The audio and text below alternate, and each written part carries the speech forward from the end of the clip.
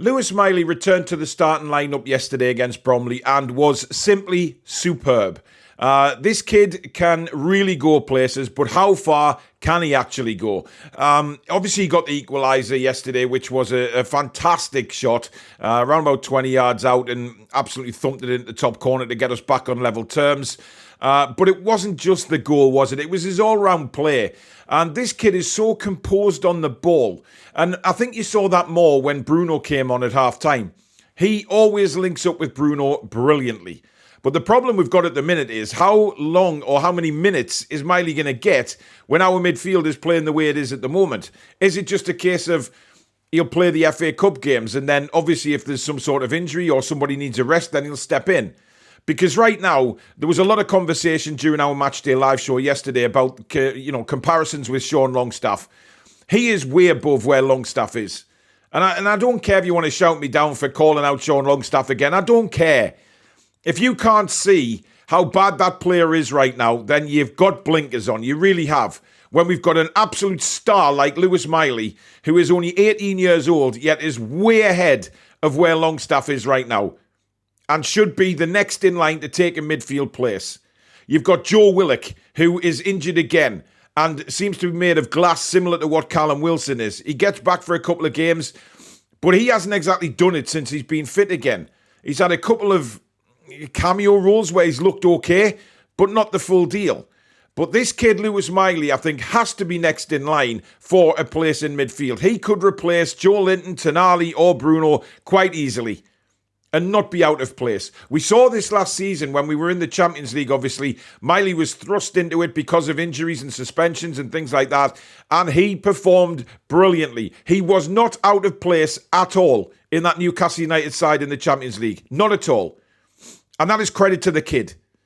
But now we're in a situation where we have to look at our midfield and think, right, who do we really want to keep at Newcastle United in that midfield? Because I did a video the other day about Eddie Howe coming out and saying he doesn't want to disrupt the squad or anything like that. I think he's got to. He has got to realise now that certain players are not up to the level that we need for where Newcastle United needs to be as a football club. We want to be up there challenging for league titles, for cups, for Europe. And it's quite clear that some of those players are not good enough. But Lewis Miley is certainly good enough. And he's good enough right now at 18-year-old. Just because he's 18 does not mean that this kid can't come on the pitch and make a difference. Because he was a standout player for Newcastle United yesterday and thoroughly deserved man of the match. He's calm on the ball. He doesn't panic. He gives it easy if he needs to, or he'll try a difficult pass, but he also can drive forward as well. The kid has got it all. He has simply got it all. And nobody can deny that where he is now compared to the other midfielders waiting to step in when those three either get injured or suspended. He is the one that can step in and make a real difference and not really disrupt the balance or the flow of the side. Now, I know there's Longstaff fans out there who are going to say, oh, you're just jumping on the bandwagon again and Longstaff this and Longstaff that. I'm not. All I'm doing sitting here as a fan is being honest with you and saying, right, there's no way that Sean Longstaff is in the same stratosphere as Lewis Miley right now. And you've got to admit that. Sean Longstaff had a big opportunity yesterday to tell Eddie Howe that he's still there, he's still good enough to come in. But he was terrible against League 2 Bromley. And that has to tell you where Sean Longstaff is as a player right now.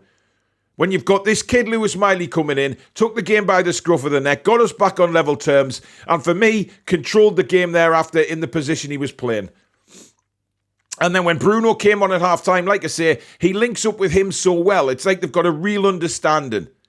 So to know that we've got Miley sitting waiting to come in is incredible. Now, last January, I think it was, there was rumours that Eddie Howe was going to send Lewis Miley out on loan.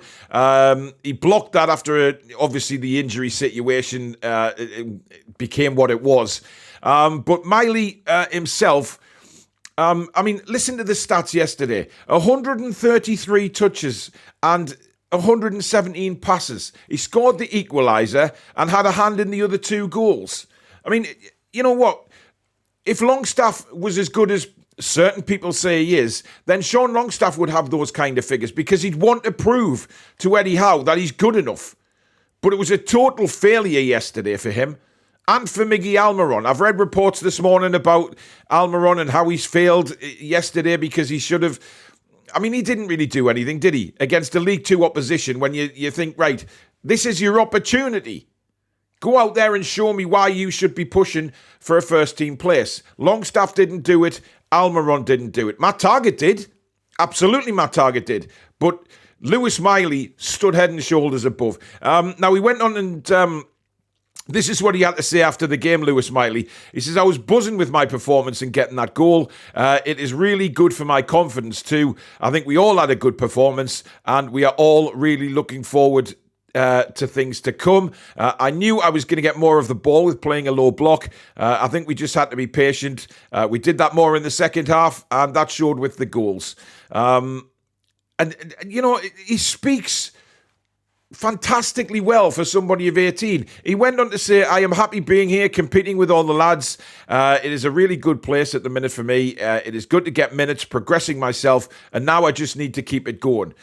He's so sensible. He says, in games like that, you have to dictate quite a lot. Obviously, they are just trying to frustrate you and counter-attack a lot, but I think we've done well doing that. I think all round, it was a good game from us. He says, I saw the goal light up and I thought I might as well hit it. A lot of the lads have been telling me to get my shots off, so I hit it low and saw it go in the back of the net, and I'm buzzing with it. So he's taken a lot of advice. Obviously, you know, training every day with the likes of Bruno and Tonali and Joe Linton, playing in those positions. He's learning every day in training. And I think that's what he's alluding to. And why really Eddie Howe didn't want him to go out on loan last season was because he will get more out of training with these guys than he would playing games in League One or League Two or Championship level. He is way above that now at 18-year-old. And that's the exciting thing for us as Newcastle United fans. You know, we've got a fantastic midfield there at the minute who are now being proclaimed as the best midfield in the Premier League with Joe Linton, Tonali and Bruno. But then you've got Lewis Miley to step in who can go to an incredible level. This kid has to be next in line. He just has to be, because if he's not, it's a disgrace, quite frankly, an absolute disgrace. Miley said it's been hard being injured. It has been good getting more minutes, certainly for the reserves, and now I just need to get my fitness back completely. I think I am now in a good place. I feel strong and ready to go. So there's no doubt. There is rumours that there is Championship sides buzzing around again in this window looking at Lewis Miley to try and take him on loan for the rest of the season. But I really don't want him to go anywhere. And I don't think Eddie Howe does, to be honest. He has got to be the next midfielder in line to take the place of one of the three should suspensions or injuries happen. Not Longstaff. Nowhere in the million years is Longstaff going to get ahead of Miley, in my opinion. I don't know what you guys think. Let me know in the comments. But I generally think that Miley is the next one in. Not even Willock, because Willock is disappointed when he's been playing, and by all accounts, he's injured again. So God knows what's going on with him. I genuinely think we need to see more of Miley, because he just takes the game by the scruff of the neck. Nothing phases him, and he just goes out and plays the game he loves. And you just can't help but love him for that. But let me know in the comments, do you think Miley is now head and shoulders above Willock and Longstaff for that next midfield place, should anything happen to the main three moving forward for the rest of the season? I'm really interested to know what you think. Also, Newcastle United have been linked with another centre-back this morning.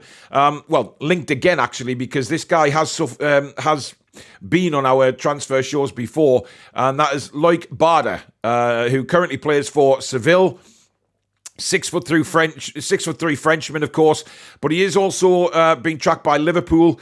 They still don't know what's going to happen now with regards to Van Dijk. Does he sign a new contract? Does he not?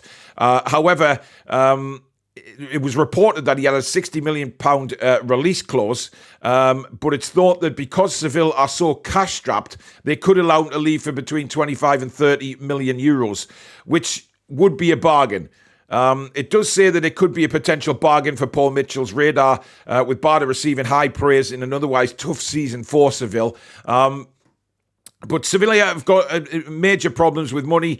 But, of course, Liverpool, in the situation they're in with Van Dijk, they could be real competitors if Newcastle are to go for him. It was back in November that Newcastle were linked with him. They've still said that they've tracked him, they've scouted him a few times. So it could well be that Badé could be coming through the door in January if needed.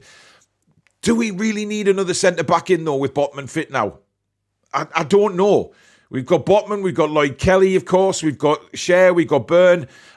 I think the right-hand side and a striker, I think those are the two positions that I genuinely feel Newcastle United should be looking at in the winter transfer window. But who am I to say? But the Sevilla manager certainly didn't rule out a move. He says, the sports management informed me that Sevilla doesn't close its doors to anything and that they'll be in a position to replace whoever comes out. If a player has to leave, another will come in. I would like him to stay, but if they leave, it will be solved with guaranteed players. So that doesn't tell you that he's not for sale. And given that, somebody like Mark Gahey would have cost Newcastle 70 million quid, this guy who had a 60 million pound release clause suddenly could be available for 25 to 30 million. I think it's a bargain. But again, do we actually need to fill that position? I'm not so sure we do. But again, let me know in the comments. Would you rather go for a striker and a right-sided player? Or has this, what you saw of Asula yesterday maybe changed your mind and think, yeah, we're okay for strikers. Let's just concentrate on the right side and maybe do bring in a centre-back. Let me know what you think because, if you're Eddie Howe, you've got all these things going through your mind on a constant basis, although we don't know what's being discussed behind the scenes. But there you go, guys. Let me know what you think of the midfield situation at Newcastle. And, of course, regarding Badé, would you be interested in bringing him in for a cut-price deal? Let me know. But thank you very much for watching the video, guys. If you have enjoyed it, as usual, please do give it the thumbs up. It really does help the channel in the search results. And, of course, if you're new and you like what you see, please do subscribe. It is free to do so. Come and be part of an amazing community on the Toon Review, but make sure you hit that notification bell so you never miss an upload or a live show. But thank you very much for watching, guys. We'll see you very soon. Take care.